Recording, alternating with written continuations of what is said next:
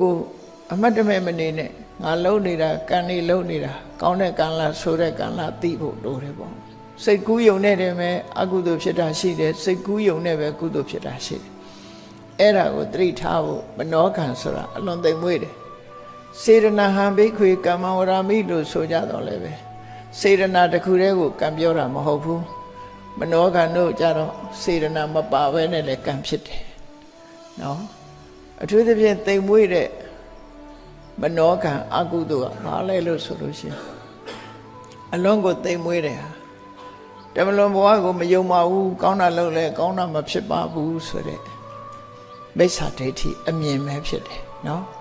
မိဘကိုပြုစုလို့ကျွေးလို့အကျိုးမရှိပါဘူးမိဘကိုစော်ကားရင်လည်းအပြစ်မဖြစ်ပါဘူးလို့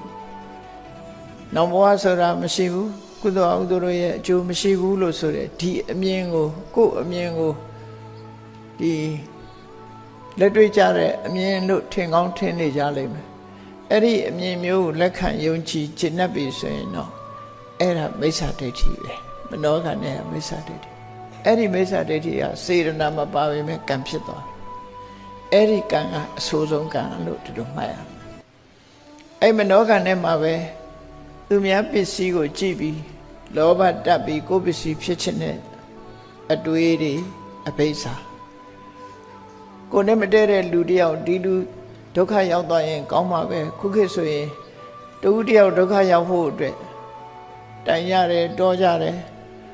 ခေတ်စကားနဲ့ပြောကြရင်အချွန်နဲ့မကြတယ်လို့ဆိုမျိုးတွေပေါ့နော်လူတယောက်ဒုက္ခရောက်အောင်ချွန်တွန်းလှုပ်တာတရားအဲ့ဒါတွေကဒီစိတ်แท้ကဖြစ်ယုံနေတယ်ပဲဒီလူဒုက္ခရောက်တော့ပါစေဆိုတဲ့စိတ်แท้ကဖြစ်ယုံနေပဲဗျာပါဒဆိုတဲ့ဒေါသအကုသိုလ်ကံဖြစ်တာအဲ့ဒါစေရနာမဟုတ်ဘူးဒေါသတာဖြစ်တယ်လောဘကလည်းပဲကံဖြစ်တယ်ဒေါသကလည်းကံဖြစ်တယ်ဒိဋ္ဌိကလည်းကံဖြစ်တယ်